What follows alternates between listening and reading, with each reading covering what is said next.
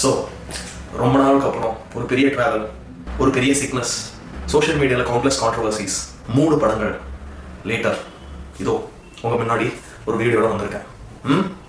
கூலி அப்டேட்டும் இருக்குது. பட் கூலியை பற்றி நான் என்ன சொல்லணும்னு உங்களுக்கு தெரியும், எப்படி சொல்லணும்னு தெரியும். இப்போ உங்ககிட்ட சொல்ல முடிஞ்சதெல்லாம் நான் சொல்லியிருக்கேன். ஆனால் படத்தோட சீன்ஸ் தான் இன்னும் பாக்கி இருக்குது சொல்கிறது. அதையே எடுத்து சொல்கிறதுனா கூட எனக்கு முழுமையாக சொல்ல முடியாது, ஏன்னா ஐ ரெஸ்பெக்ட் த டீம் அப்படிங்கிறதுனால. ஸோ ஒரு டீகோடிங் லெவலில் தான் நான் சொல்லுவேன். அதுவும் இந்த வீடியோவை நீங்கள் எதிர்பார்க்கலாம். ரொம்ப நாள் ஆச்சு அவங்க கூட பேசி அச்சு விட்டு போகக்கூடாது அப்படிங்கிறதுனால நான் இந்த வீடியோ பேசுகிறேன். So let's go.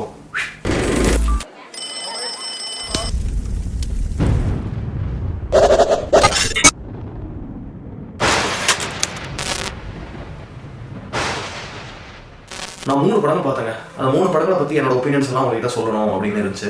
But of course Tamil சினிமாவில் என்னென்னமோ நடந்துட்டு இருக்கு. அதுவும் ட்விட்டரில் it is like 10 of controversies அப்படிங்கிறதுனால அதுலேயும் ஒரு விஷயம் நடந்தது. அதை பற்றி ஒரு சின்ன கருத்து சொல்லலாம் அப்படின்னு பார்க்குறேன். முதல்ல படங்கள் என்ன படம் பார்த்தேன் அப்படிங்கிறது. ஃபர்ஸ்ட் திங், குடும்பஸ்தனை பற்றி பேசணும்னு நினச்சேன்.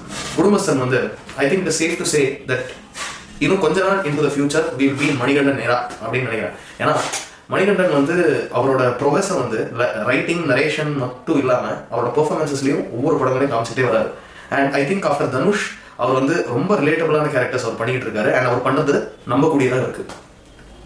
அந்த பட்சத்தில் நீங்கள் பார்த்தீங்கன்னா குடும்பஸ்தன் ஒரு சிம்பிளான ஸ்டோரியை ரொம்ப கம்மிங் ஆஃப் தி ஏஜ் மாதிரி ஒரு கட்டிங் ஏஜ் டெக்னிக்காலிட்டிஸோட ரொம்ப அருமையாக அவங்க ப்ரெசென்ட் பண்ணியிருக்காங்க.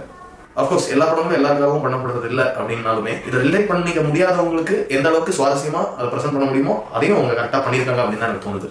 எஸ், ஓல்டு ஸ்கூல் ஹியூமர் இருக்கு, ஆனால் ரூட் ஜோக்ஸ் கிடையாது. இட் இஸ் பாசிபிள்னு வேணா சொல்லலாம்.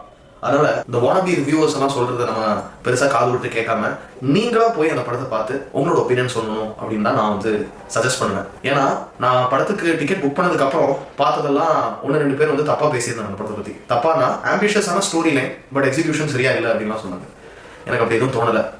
இன் மை ஒப்பீனியன் மணிகண்டனுக்கு ஒரு ஹேட்ரிக் அப்படிங்கிறது தான் தோணுச்சு. ஏன்னா அந்த கொங்கு ஸ்லாங்ல இருந்து அந்த படத்தில் நடிச்ச ஒவ்வொருத்தவங்களோட பெர்ஃபார்மன்ஸஸ் வரைக்கும் எல்லாமே சூப்பராக இருந்தது. ஸ்க்ரீன் பிளே ரொம்பவே அருமையாக என்கேஜிங்காக இருந்துச்சு. ஸோ ஒரு middle to lower middle class gentleman from the 90s, அதாவது 90s கிட்ஸ்னு சொல்லப்படுறவங்களுக்கு ரொம்பவே இந்த படம் ரிலேட்டபிளாக இருக்கும்னு எனக்கு தோணுது. இந்த படத்தோட எடிட்டிங், எஸ்பெஷலி ஒரு மச்சான சுற்றி ஒரு சீக்வன்ஸ் நடக்கும். அதாவது மணிகண்டன் சாரோட மச்சான நடிக்கிறது குரு சோமசுந்தரம் சார். அவரோட ஒரு சில விஷயங்கள் இவரோட மைண்டில் ரிங் அடிக்கிற மாதிரி சுற்றி வர்ற மாதிரி ஒரு சீக்வன்ஸ் பண்ணியிருப்பாங்க. அது வண்டர்ஃபுல்லாக இருந்துச்சு, ரொம்பவே நல்லா இருந்துச்சு.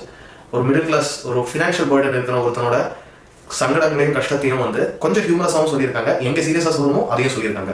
தட் இஸ் ஒரு மேனோட வாய்ஸ் அப்படிங்கிறது இட்ஸ் மியர்லி ஹர்ட் அப்படிங்கிற மாதிரி.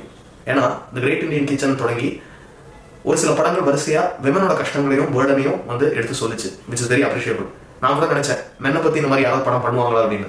ஸோ மென்னோட ஆக்சுவல் ட்ரபிள் அப்படிங்கிறது இது மட்டும் கிடையாது. பட் இதை பற்றியாச்சும் இன்னைக்கு ஒருத்தர் பண்ணியிருக்காரு அப்படிங்கிறது ட்ரூலி அப்ரிஷியபிள். படம் கடவுள், காம்ப்ரமைசஸ் தான் வழிபாடு அப்படின்னு சொல்ற dialogue it is highly relatable.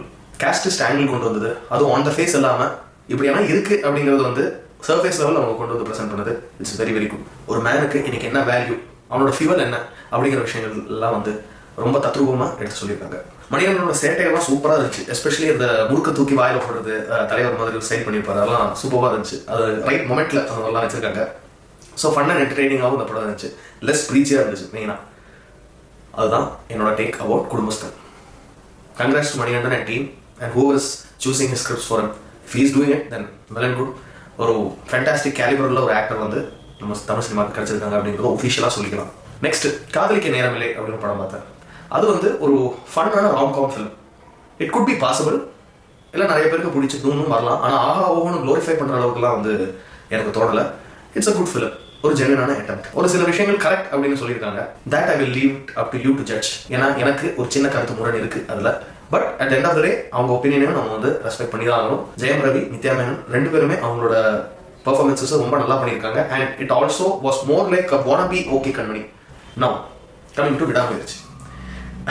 விடாமுயற்சி முழுக்க முழுக்க தமிழில் எடுக்கப்பட்ட ஆங்கில படம் சொல்ற மாதிரி நிறைய இடங்கள்ல அசர்பைஜானி பாஷை வருது.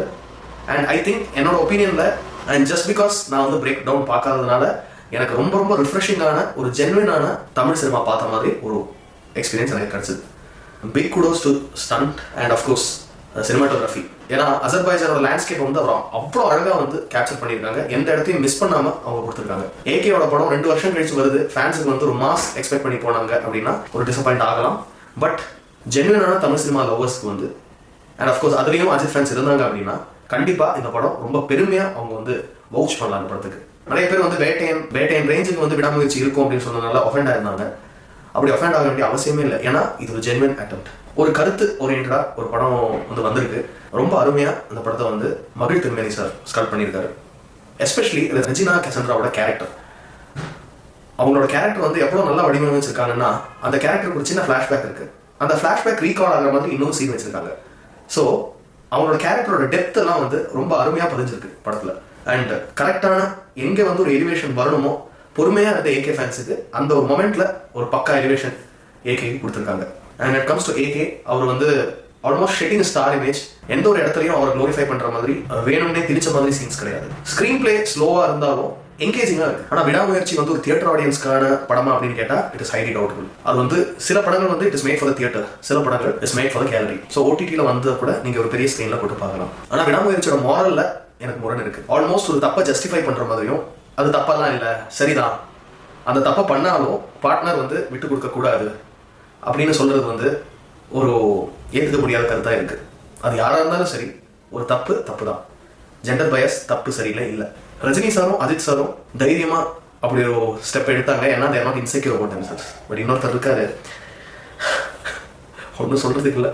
கொஞ்ச நாளைக்கு முன்னாடி ஜிவிஎம் ஒரு கருத்து சொல்லி நான் பார்த்தேன். அவங்க வந்து I don't want to name the films and I don't want to make it sound like, I'm just, sitting and saying something, but the division among people in terms of caste and, ஒரு இந்த ஜாதி இந்த மாதிரி விஷயங்கள் வந்து அதை வந்து கதையை எடுத்து சொல்லி அது இன்னைக்கு இல்லைன்னு தெரிஞ்சு அதை 80s 90s செட் பண்ணி படம் பண்ணுறது வந்து அதில் எனக்கு அவ்வளோவா உடன்பாடு இல்லாமல் இருக்குது. It's getting to be a bit too much மட்டும் எனக்கு தோணுது. So these are not the stories that we are looking for. Those are, I don't think those stories need to be told anymore. வேண்டியதில்லைன்னு தோணுது எனக்கு. இன்னைக்கு அதை set பண்ணவும் முடியாதனால தான் இது வந்து நம்ம பழசாக எடுத்து பண்ணிகிட்டு இருக்கோம். இது 80s நடந்தது, 90s இந்த மாதிரி நடந்துச்சு. இன்னைக்கு ஒரு கதை நம்மளால அதே ஃபீல்ல சொல்ல முடியாது. ஏன்னா nobody wants that. அவர் வந்து எதையும் ரூடா சொல்லலை, ஒருத்தர் வந்து ஏத்தியோ இன்னொருத்தரை குறைச்சோ சொல்லலை, எதுவும் சொல்லலை. நம்ம அவர் எப்படி சொல்றாரு அப்படின்னு நம்ம பார்க்கணும். அவர் சொன்ன இன்டென்ஷன் என்னன்னா, அவர் என்ன சொல்ல வந்தாருன்னு நான் புரிஞ்சுக்கிட்டேன்னா, கேஸ்டிஸ்ட் ஃபிலிம்ஸ் தமிழ் சினிமாவை ரெப்ரசென்ட் பண்ணக்கூடாது அப்படிங்கிறத நான் புரிஞ்சுக்கிட்டேன். அவர் வந்து அதுக்கு வந்து டோட்டலா அகேன்ஸ்டா அவர் சொல்லலை, அவருக்கு அது சரின்னு படலை அப்படிங்கிற மாதிரி அவர் சொன்னார். You can't force someone to feel right about everything that you do. Right, இவ்வளோ வந்து அவரை போட்டு கடிக்கிறதும் அடிக்கிறதும் தேவையில்லை நடத்துவது. எல்லா விதமான படங்களும் வரணும். I agree. நம்ம பாஸ்ட்ல நம்ம சக மனிதர்கள் ஃபேஸ் பண்ண இஷ்யூஸ் அண்ட் ட்ரபிள் எல்லாத்தையும் வந்து நமக்கு அவேர்னஸா ஊட்டப்படணும். நான் இல்லைன்னு சொல்லலை. ஆனால் இந்த படங்கள் மட்டும் நம்மளோட பாக்ஸ் ஆஃபீஸையோ நம்ம தமிழ் சினிமா ஃபிலிம் டமையோ நிர்ணயம் பண்ணிடக்கூடாது, தமிழ் சினிமாவை ரெப்ரசென்ட் பண்ணிடக்கூடாது அப்படிங்கிறது தான் என்னோட கருத்தும் கூட. நோ கூலி அப்டேட், நம்மளால எந்த போஸ்ட் போட்டாலும் கூலி அப்டேட்டா கூலி பற்றி என்ன சொல்கிறது? ஆக்சுவலி கொஞ்ச நாள் முன்னாடி ஒரு வீடியோ பார்த்தேன். அது யார் பேசுகிறாருன்னு எனக்கு தெரியல, பட் அவர் சொன்னது 100% உண்மை எனக்கு தோணுச்சு. Which is about the stunts of Coolie. நான் அது முன்னாடியே ஒரு தடவை ஒரு போஸ்ட்டில் நான் ட்விட்டரில் சொல்லியிருக்கேன். கூலியோட ஸ்டண்ட்ஸ்லாம் வந்து ரொம்ப ஒரு புதுமையாக இருக்கும், தலைவரே பண்ணியிருக்காரு அப்படிங்கிறதுலாம். அவரே வந்து புது விதமான ஸ்டண்ட்ஸ்லாம் அவர் ட்ரை பண்ணியிருக்காரு அப்படிங்கிறது. அதை நான் சொன்னப்போ கூட நிறைய பேர் சொரி நாய் மாதிரி கடிச்சு வச்சுட்டு இருந்தாங்க. அது ஏன் எனக்கும் தெரியல. ஏன்னா தலைவர் பண்ணக்கூடிய ஆள் தான். பேட்டைக்கு வந்து நன்சாக்கெல்லாம் வந்து அவர் ட்ரெயின் பண்ணிக்கிட்டாரு. இப்போவும் அவருக்குள்ள அந்த ஒரு ஃபயர் அண்ட் ரேஜ் இருக்குது அப்படிங்கிறதுனால அவர் ட்ரெயின் பண்ணி பண்ண கூட இவ்வளோ அதிசயப்படுறதுக்கோ கோவப்படுறதுக்கோ அஃபெண்ட் ஆகிறதுக்கோ ஒன்றும் இல்லை அதில். ஸோ அந்த ஒரு விதத்தில் பார்க்கும்போது it is doable and he has done it அப்படிங்கிறத உண்மை. நான் எந்த வித ஒரு ப்ரூஃப் இல்லாமல் நான் அதை சொல்ல மாட்டேன்.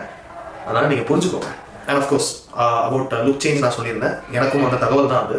ஏன்னா கடைசி ஷெட்யூலில் எனக்கு தெரிஞ்சு அந்த லுக் சேஞ்ச் வந்ததுக்கப்புறம் ஜெயிலர் 2ஓட ஷூட்டிங்க்கு முன்னாடி வரைக்கும் அவங்களுக்கு மறுபடியும் ரீக்ரூம் ஆகி வர்றதுக்கு. ஸோ தலைவரோட லாஸ்ட் லெக் ஆஃப் கூலி ஷெட்யூலில் வந்து அவர் லுக் சேஞ்ச் பண்ணுறதுக்கு நிறைய வாய்ப்பு இருக்குது. நிறைய வீடியோஸ் நான் சென்னையில் எடுத்திருந்தேன். ஆனால் என்னால் அப்லோட் பண்ண முடியல, எடிட் பண்ண முடியல. ஸோ ஒவ்வொன்றா ஒரு மினி பிளாக்ஸ் மாதிரியோ இல்லை எப்படியாவது ஒரு விதத்தில் உங்களை வந்து அடையிறதுக்கு நான் என்ன பண்ண முடியுமோ நான் பார்த்து பண்ணுறேன். உங்கள் எல்லாருக்கும் இந்த வீடியோ பிடிச்சிருக்கும்னு நான் நினைக்கிறேன். வீடியோ பிடிச்சிருந்ததுன்னா கமெண்ட்ல நான் சொன்ன படங்களை பற்றி உங்களோட ஒப்பீனியன்ஸ் என்ன அப்படிங்கிறத கமெண்ட் பண்ணுங்க. இந்த வீடியோ ஷேர் பண்ணுங்க. தண்டர் டூடுக்கு சப்ஸ்கிரைப் பண்ணுங்க. அடுத்த வீடியோ சந்திப்போம். நன்றி, வணக்கம்.